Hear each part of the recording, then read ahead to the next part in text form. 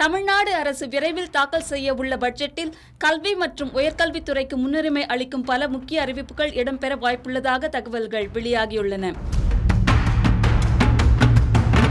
குறிப்பாக அரசு பள்ளிகளில் கல்வி கற்று அரசு கல்லூரிகளில் உயர்கல்வி பயிலும் மாணவர்களுக்கு ஆண்டுதோறும் ரூபாய் 8000 ஊக்கத்தொகை வழங்கும் புதிய திட்டம் அறிவிக்கப்படலாம் என்ற எதிர்பார்ப்பு நிலவுகிறது. அதேபோல் அரசு பள்ளி மாணவர்களுக்கான உயர்கல்வி இடஒதுக்கீட்டை தற்போது நடைமுறையில் உள்ள 7.5% 10% உயர்த்துவது குறித்தும் அரசு ஆலோசித்து வருவதாக கூறப்படுகிறது.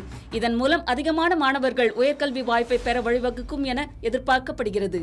அறிவியல் மற்றும் தொழில்நுட்ப வளர்ச்சியை ஊக்குவிக்கும் நோக்கில் மாணவர்கள் வடிவமைக்கும் செயற்கைக்கோள் திட்டங்களுக்கு தேவையான முழு நிதியையும் தமிழ்நாடு அரசை வழங்கும் திட்டமும் பட்ஜெட்டில் இடம்பெறலாம் என தகவல்கள் தெரிவிக்கின்றன. மேலும் தேசிய கல்விக் கொள்கை மற்றும் நீட் தேர்வு உள்ளிட்ட கல்வி தொடர்பான விவகாரங்களில் சட்ட ரீதியான நடவடிக்கைகளை மேற்கொள்வதற்கும் கல்வியை மீண்டும் மாநில பட்டியலுக்கு கொண்டுவரும் முயற்சிகளுக்கும் இந்த பட்ஜெட்டில் முக்கியத்துவம் அளிக்கப்படலாம் என்று கூறப்படுகிறது. இதனுடன் பல்கலைக்கழக துணைவேந்தர் நியமன அதிகாரத்தை மாநில அரசிடம் உறுதிப்படுத்தும் நடவடிக்கைகள் தொடர்பான அறிவிப்புகளும் இடம்பெற வாய்ப்புள்ளதாக தகவல்கள் வெளியாகியுள்ளன. மாணவர்களின் உயர்கல்வி அணுகலை விரிவுபடுத்துவதோடு மாநிலத்தின் கல்வி உரிமைகளை வலுப்படுத்தும் நோக்கிலேயே இந்த அறிவிப்புகள் அமையும் என்று எதிர்பார்க்கப்படுகிறது.